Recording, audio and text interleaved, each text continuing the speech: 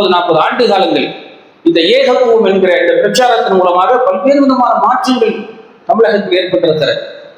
அதுக்கு முன்னாடி நம்ம அதையெல்லாம் தெரியாமல் இருந்தோம்.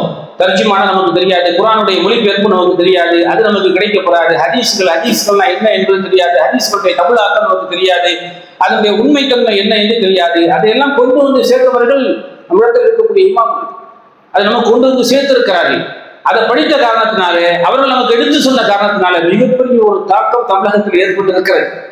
இந்த அழைப்பு பணிக்கு ஈடாக உலகத்தில் வேறு எந்த விதமான காரியங்களும் அதற்கு சரியாக்கி விட்ட வராது, பக்கத்தில் வராது. ஏன்னா குர்ஆன் நமக்கு எப்படிப்பட்ட அறையுங்களை நமக்கு சொல்கிறது. ஒமன் அஹ்ஸனு கௌலன் மிம்மன் தஆ இலல்லாஹி வ அமில ஸாலிஹன் قال இன்னனி மினல் முஸ்லிமீன். ஒரு அழகான ஒரு மனிதன் யார் என்பதை திருக்குர்ஆனில் அல்லாஹ் சொல்கிற போது, அல்லாஹ்வின் பக்கம் மக்களை அழைக்கிறானே, அல்லாஹ்வுடைய வேதவசனத்தின் பக்கம் மக்களை கூப்பிடுகிறானே, அல்லாஹ்வுடைய நீர்வழியின் பக்கம் மக்களை கூப்பிடுகிறானே, இறையச்சத்தின் பக்கம் அல்லாஹ்வுடைய மக்களை அல்லாஹ்வின் பால் அழைக்கிறானே, அவரை விட சிறந்தவர் இந்த உலகத்தில் யார் இருக்க முடியும்? وقال இன்னனி மினல் முஸ்லிமீன். அல்லாஹ்வின் பக்கம் மக்களை அழைத்து சாலிஹான நல்லமல்களை செய்து நான் முஸ்லிமில் ஒருவனாக இருக்கிறேன் என்று சொல்லி பெருமையோடு சொல்கிறானே, அவனை விட ஒரு இறையச்சமுடையவன், நல்ல அழகான சொல்லை சொல்பவன், மக்களின் பக்கம் அல்லாஹ்வை அழைக்கக்கூடியவன் வேற யார் இருக்க முடியும் என்று அல்லாஹ் திருமறை குர்ஆனில் கேட்கிறான் என்று சொன்னால், அந்த இறையச்சத்தை, அந்த கோட்பாட்டை குர்ஆன் நமக்கு சொல்லித் தருகிறது. இதற்கு நிகராக, இந்த அழைப்பு பணிக்கு நிகராக வேற எதுவும் கிடையாது. இந்த அழைப்பு பணி, மக்கள் அழைக்கிற இந்த பணி இருக்கா இல்லையா, இதற்கு நிகராக வேற எந்த பணியும் கிடையாது. இது நபிமார்கள் செய்த பணி. வதாஇயன் இலல்லாஹி பீதினிஹி வஸ்ஸிராஜன் முனீரா என்று அல்லாஹ் சொல்கிறான். இந்த உலகத்தில் முதலாக அழைக்கப்பட்ட அழைப்பாளர் யார் அப்படின்னா நபிகள் நாயகம் ஸல்லல்லாஹு அலைஹி வஸல்லம். நபிகள் நாயகத்துக்கு முன்னால் நபிமார்கள் வந்திருக்கிறார்கள் இந்த சமூகங்களுக்கு. ஆனால் இந்த சமூகத்திற்கு அல்லாஹ் தாஇயன் இலல்லாஹ், அல்லாஹ்வின் பக்கம் மக்களை அழைக்கக்கூடிய ஒரு தாஇயாக, ஒரு அழைப்பாளராக அல்லாஹ் நபிகள் நாயகம் ஸல்லல்லாஹு அலைஹி வஸல்லம் அவர்களை அறிமுகப்படுத்துகிறார். ரசூலுல்லாஹ் நினைச்சிருந்தா என்ன செஞ்சிருக்கலாம்? இந்த அழைப்பு பணியை வேறு விதமான கண்ணோட்டத்திலே பார்த்திருக்கலாம். இறையச்சத்த மக்களிடத்தில் கொண்டு வருகிற செயல் பணிகளை, அல்லது நன்மைகளை போதிக்கிற அந்த பணிகளை, நன்மைகளை மக்களுக்கு சொல்கிற அந்த பணிகளை இந்த செட்டப் இல்லாம வேற செட்டப்பின் மூலமாக ஒரு படம் போன்ற ஒன்றை காட்சிப்படுத்தி அது சமூகத்தில் கொண்டு போய் சேர்த்திருக்கலாம். அது மக்காவில மதீனாவில மிகப்பெரிய ஒரு தாக்கங்களை ஏற்படுத்தி இருக்கலாம் என்று ரசூலுல்லாஹ் அந்த எண்ணம் வந்துச்சா? அந்த எண்ணத்தை அல்லாஹ் கொடுத்தானா என்றால் கொடுக்கவில்லை. எந்த எண்ணத்தை அல்லாஹ் கொடுத்தான் அப்படின்னா, உங்கள் நபியே, உமக்கு நாம் சொல்லுகிற அந்த செய்திகளை மக்களுக்கு நீங்கள் எடுத்து சொல்ல வேண்டும். நாம அந்த அழைப்பு முறை அந்த அழைப்பு பணி தான். இந்த அழைப்பு பணிக்கு எதிராக எது வந்தாலும் சரி, அது நல்லதாக இருந்தாலும் கெட்டதாக இருந்தாலும் சரி, இதற்கு கிட்ட பக்கத்தில் நிற்க முடியாது. இன்னைக்கு சமூகத்தில் இருக்கிற பெரும்பாலும் நீங்கள் பார்க்கிறீர்கள், இன்னைக்கு முஸ்லிம் சமூகம் தீவிரவாதிகள் என்றோ, அல்லது பயங்கரவாதிகள் என்றோ, அல்லது வேண்டாதவர்கள் என்றோ, அல்லது வெறுப்புவாதிகள் என்றோ, அல்லது கொள்கையை குழப்பக்கூடியவர்கள் என்றோ, சமூகத்தில் பிரிவுகளை உண்டு பண்ணக்கூடியவர்கள் என்றோ, இப்படி பல்வேறு பிரிவுகளால் முஸ்லிம் சமூகம் தமிழகத்தில், குறிப்பாக இந்தியாவில் அறியப்படுகிறது. இதை மாற்றி அமைக்கப்பட வேண்டும் என்று சொன்னால் அதை எப்படி மாற்றி அமைப்பது அப்படின்னா அழைப்பு பணி தான். அதுக்கு மிக முக்கியமானது.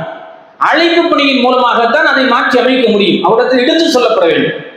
இது நீங்கள் புரிந்திருக்கிற இது தவறானது, இஸ்லாம் இதை ஆதரிக்கவில்லை, இது இஸ்லாமிற்கு எதிராக இருக்கிறது, இந்த கொள்கையை இஸ்லாம் சொல்லவில்லை, நீங்கள் புரிந்திருப்பது தவறானது என்று எடுத்து சொல்கிற அந்த முறை இருக்கா இல்லையா, அதன் மூலமாகத்தான் மிகப்பெரிய ஒரு தாக்கத்தை ஏற்படுத்த முடியும். காட்சி பொருளால் அல்ல. ஒரு காட்சிகளை காட்டி ஏற்படுத்துவது என்பது அது காட்சியாக பார்த்துவிட்டு அப்படி மறைந்து போய்விடும். எடுத்து சொல்கிற அந்த விதம் இருக்கா இல்லையா, அது அப்படியே நிற்கும், உள்ளத்துல காலத்திற்கும் நிற்கும். அதனால்தான் நபிமார்களுடைய வரலாறுகளை அல்லாஹ் சொல்கிற போது, ஏன் எல்லா வரலாறுகளையும் அல்லாஹ் சொல்கிறான்? 5000 ஆண்டுகளுக்கு முன்னால் நடந்த ஆதம் அலைஹிஸ்ஸலாமுடைய வரலாறு ஏன் சொல்றான்? 4500 ஆண்டுகளுக்கு முன்னால் நடந்த இப்ராஹிம் அலைஹிஸ்ஸலாமுடைய வரலாற்றையும் அல்லாஹ் சொல்கிறான். பல ஆண்டுகளுக்கு முன்னால் நடந்த நூஹ் அலைஹிஸ்ஸலாமுடைய வரலாற்றையும், அவர் வரலாற்றில் நடந்த பின்னணிகளையும் அல்லாஹ் திருக்குர்ஆனில் ஏன் நமக்கு சொல்லித் தருகிறான் என்றால், அதுவெல்லாம் கற்று மனதுக்குள்ளாக படித்து என்னுடைய மனதில் ஏற்றி இறையச்சத்தோடு நாம் அதை படிக்கிற போது நம்முடைய வாழ்க்கையில் பெருங்கொண்ட ஒரு மாற்றம் ஏற்படும். வெறும் காட்சி பொருளாக இருப்பது வந்து அது காட்சியாகத்தான் இருக்குமே தவிர வாழ்க்கைக்கு அது பயனுள்ளதாக அமையாது. ஆனால் இன்றைக்கு வளரும் தலைமுறையினர்கள் பார்த்தால், அவர்கள் படிப்பதை விட, சிந்திப்பதை விட, அறிவாற்றலை ஆராய்வதை விட, அவர்கள் காட்சி என்று எதை பார்க்கிறார்களோ அந்த காட்சிக்கு அடிமையாகி கொண்டு போய் பார்க்கிறோம். எதை அவர்கள் கவர்ச்சியாக பார்க்கிறார்களோ அந்த கவர்ச்சிக்கு அடிமையாக அதை சிந்திப்பது இல்லை. இதை செய்தால், இதை ஏற்றுக்கொண்டால், இதை பின்பற்றினால் இதற்கு பின்னால் என்ன நன்மை இருக்கிறது என்று சிந்திப்பதற்கு தவறிவிடுகிறார்கள். அதை குர்ஆன் சிந்திப்பதற்கு தூண்டுகிறது. திருமறை குர்ஆனிலே 100க்கும் மேற்பட்ட வசனங்கள் சிந்திக்க சொல்கிறது. அஃபலா யததப்பரும் அஃபலா ததக்கரும் அஃபலா தஅகிலூன் என்றெல்லாம் அல்லாஹ் கேட்கிறான். நீங்கள் சிந்திக்க வேண்டாமா? நீங்கள் விளங்க வேண்டாமா? நீங்கள் படிக்க வேண்டாமா? நீங்கள் ஆராய வேண்டாமா? காட்சியை மட்டும் பார்த்துட்டு போறதா? காட்சியை பார்க்கிறது அல்ல நோக்கம். அதுல என்ன சொல்லப்பட்டிருக்கிறது என்று சிந்திக்க வேண்டும். அது எது பற்றி சொல்கிறது என்று ஆராய வேண்டும். அது எதை பற்றி சொல்கிறது என்று நம்முடைய உள் உணர்வோடு நம்முடைய சிந்தனையை தட்டி எழுப்புகிற வசனங்களை எல்லாம் நமக்கு சொல்லித் தருகிறான். இக்ரா பிஸ்மி ரப்பிக்கல் லதீ ஹலக். இதுக்கெல்லாம் முதலாக வசனத்தை இறக்கினான். நபியுடைய படைத்த இறைவனின் பெயரை கொண்டு நீங்கள் படிப்பீராக, ஓதுவீராக, சிந்திப்பீராக, படிப்பீராக என்று அல்லாஹ் படிக்க சொல்கிறான், சிந்திக்க சொல்கிறான், ஆராய சொல்கிறான். அந்த ஆராய்ச்சியும் சிந்தனையும் தான் ஒரு சமூகத்தை வளமுள்ள ஒரு சமூகமாக ஆகும்.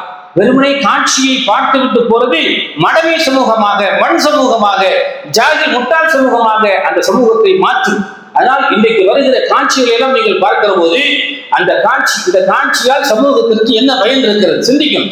ஒரு காட்சி காட்டப்படுகிறது என்று சொன்னால் அந்த காட்சி நல்லதாகவே காட்டப்படட்டும். நல்லதாக காட்டப்பட்டால் அந்த காட்சிக்கு பின்னால் என்ன இருக்கிறது? அந்த காட்சியை காட்சியாகத்தான் பார்ப்பார், படத்தை படமாகத்தான் பார்ப்பானே தவிர அதுக்கு பின்னால என்ன கருத்து இருக்கிறது பார்த்து போயிட்டே இருப்பான்.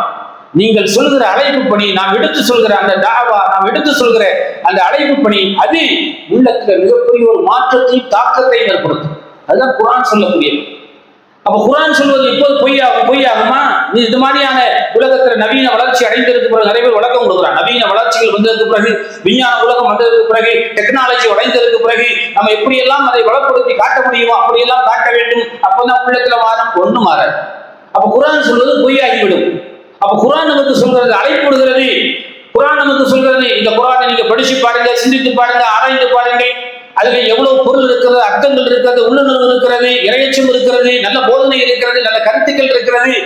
இதையெல்லாம் படிக்கிற போது, சிந்திக்கிற போது, ஆராய்கிற போதுதான் அது நமக்கு கிடைக்குமே தவிர ஒருவன் சொல்ல அதை நம்ம கேட்க, அல்லது ஒருவர் சொல்ல அதை நம்ம கேட்க கண்மூடித்தனமாக அதை பின்பற்றுவதோ அல்லது பார்த்துவிட்டு செல்வதோ அதுல எந்த விதமான தாக்கங்களும் இருக்காது. அப்படித்தான் இன்றைக்கு இந்த அழைப்பு பணிகள் கூட, அது அழைப்பு பணி இவ்வளவு காலம் நம்ம அழைப்பு பணி செய்திருக்கிறோம்.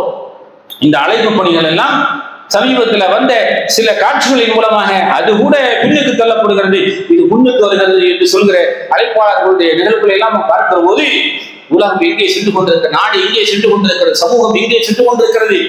ஒரு பயனற்ற சமூகமாக, இரையச்சம் உள்ள ஒரு சமூகமாக, இரையச்சம் இல்லாத ஒரு சமூகமாக, உயிரோட்டம் இல்லாத சமூகமாக இந்த சமூகம் சென்று கொண்டிருக்கிறது என்பதை நினைத்தால் கவலையோடு இருக்கிறது, ஆதங்கத்தோடு இருக்கிறது.